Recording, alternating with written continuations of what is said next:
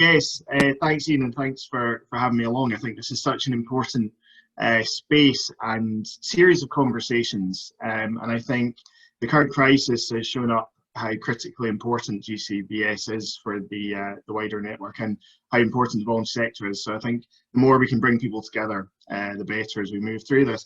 And I think some really fascinating, very welcome contributions from Ricky and Shona there. I think the focus on how we bring together these different parts, and we don't just see this as something we kind of have to bear and go back to with the way we were, but actually we try to transform and move to something different.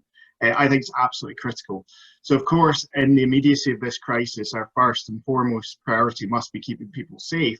But I think we do have a sudden moment that wasn't there previously to really make some radical change, and I think that's quite an exciting opportunity for us all to collaborate and drive it forward. As was kind of mentioned in the programme, I'm interested in a lot of different areas, but spend a lot of time working on the idea of a basic income, and this is something that really has kind of exploded in interest, certainly over the last few years, but particularly in the last couple of months. And I think there's a number of reasons for that. So I just want to run through why I think it's jumped forward and where I think some of the opportunities are going to arise. In case anyone's not kind of come into contact with the idea, a basic income, it's also known as universal basic income, unconditional basic income, several other names, essentially is the idea of a regular payment that everybody receives. So it's regular and secure, it's paid individually, it's universal, so everybody in society receives it, and it's unconditional. There are no sanctions, there are no punitive measures, it does not disappear if you move in and out of work. It is yours to choose to do with as you wish. And I think this is an idea that over the last few years, really since about 2016 in Scotland, has been starting to pick up a bit of interest. It was the end of 2016 that Glasgow City Council first started looking at the idea of potentially piloting basic income within the city. And in 2017, the Scottish Government set up a feasibility group that Ricky mentioned earlier, that's been looking at the idea of what experiments around the idea could look like in Scotland. It was due to report back next month, but obviously due to what's going on just now, that's been pushed back a wee bit. But that idea really has started to pick up the interest. But for me, what's striking is that suddenly over the last couple of months, as we've hit this crisis, the openness, the desire to connect into it has really jumped forward to the point now where we're seeing the First Minister say that if she had the powers, and I'll come back to that in a minute, she would deliver a basic income. Now we're seeing politicians, community leaders, activists across the board calling for the opportunity to have this. We're seeing discussions around both an emergency basic income, something to get people through this crisis, but I think more importantly, the talk about, well, actually, what would it look like if we reimagined society to have a basic income at its core as a foundation that we build upon? And I think that's really, really exciting. And it's something that's taken place across the world. As it stands, last time I checked, there were over 80 countries in the world that introduced some sort of direct payment towards citizens. That can range in a variety of ways. But there's certainly been the beginning of a discussion around actually what could this look like? What would the crisis have looked like just now if we had come into it with people knowing that they had a foundation to fall back on, that they weren't going to be pushed through the challenges of universal credits or be forced to continue in precarious work, even when the advice was to stay at home, but when they had no choice. You can see that with the rather confusing and muddled advice being given down south, that actually a lot of people are being forced back to work, even when they perhaps don't feel that this is a safe or sensible thing to do, but they don't necessarily have the security to fall back on. And I think it's given us that chance to start to question, what do we want at the base? Now, I think it's important to emphasise basic income is not a panacea. It's not a miracle cure to every problem we face. I see it as a foundation. It's a way to reinvigorate the social contract, give a base that other policies build on top of.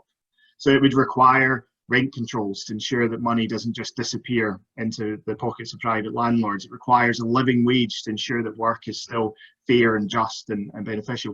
It would always require things like disability support to be continued as a separate entity, because this is an individual support, not a society one. But what I think it does do is give us that security and that space, and I think fundamentally a trust that we put back into people. a lot of the questions and comments I've seen coming up today in the chat, and are coming up a lot on Twitter and in events I take part in, are around how are we starting to involve wider society. These aren't questions solely for policymakers, politicians, folk like me sitting in a room somewhere thinking up nice ideas. This is about opportunities to actually engage society and all of our residents in deciding what happens next. And I think that gives us a really powerful space. You may have seen in the news, in Finland, they've carried out quite a limited experiment with an aspect of basic income. They gave it to 2,000 people who'd been receiving unemployment benefits, and effectively they removed conditionality. They removed the punitive forces behind it, and said that you would keep your money if you moved in or out of work. Now, this is not an audience I need to suggest to that perhaps the removing of sanctions instantly has a very beneficial impact on people's lives. But unsurprisingly, the people who were taking part in this experiment, even over quite a short period of time, indicated better senses of well-being, of physical, mental health, of trust in each other and in society, because actually, unsurprisingly, when we start to put trust back in people, they behave accordingly. And I think that gives us a really interesting space. And for me, what's happened over this immediate crisis is back to that idea of, well, what would it have looked like had we come into this with a basic income in place? What would it look like for future crises? And this is the problem. You know, COVID is a crisis that many people have suggested was coming, and that we may well see future similar spreads of disease and other issues as we go ahead. How do we prepare? How do we build back better? How do we create a new economy and society that strengthen us for that position? And I think that's why, in a sense, the conversation over the last 2 months has rapidly moved from moving into COVID, a discussion around should we test basic income, towards now, I think, a very top level discussion around actually how do you introduce a basic income in Scotland. And I think that is both a fantastic opportunity. You know, we have a majority now in the Scottish Parliament that support a basic income for Scotland, and recent polling suggests that's only likely to strengthen. We have conversations going on across the political debate, so this is not a policy of any one particular party, it's across a wide range of discussions. But it also raises two challenges. So one is, we don't have the powers just now to deliver a basic income for Scotland, and that's the reality of it. We actually don't have the powers in Scotland to deliver an experiment around basic income just now if DWP decided to interfere. So there's a very real conversation there around what does that mean, what do we require, how do things change to be able to take that forward, and if indeed we're in a position where the UK government are not supportive of doing that, which currently they're not, then where does that leave the conversation? We don't want to get stuck feeling that we're losing this momentum and opportunity.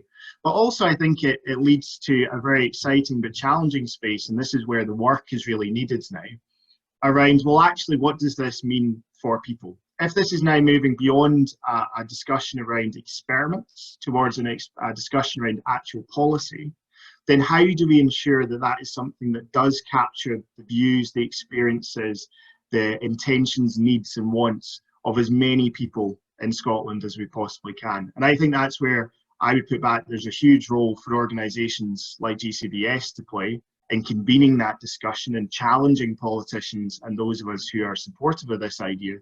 But also many of you who are here with different capacities and different organisations behind you. We need that challenge now. I believe that a basic income can and will be a part of creating a fairer, stronger, more secure future for ourselves. But it requires challenge, it requires critique, it requires ensuring that we have discussions around what level it should be set at, what impact it has, how it interacts with other services. I think it's been really interesting that the current discussion, as was touched on by Shona there, has brought a lot of people into contact with universal credit who would never have seen it previously. And I think one of the fundamental shifts we need to capture there is that that experience has not been a good one. That the media reporting of scroungers, of how universal credit is some sort of marvellous support to people, is being challenged and experienced by a lot more people. We need to harness that and use it as a space for change.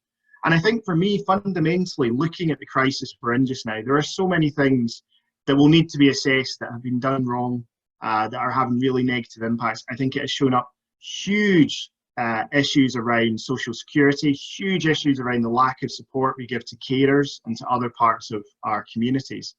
But for me, fundamentally, this crisis has also shown the levels of empathy that exist within our society. And actually, most of the time, it's not that they're not there, it's that the structures hide them away or force them to be restricted.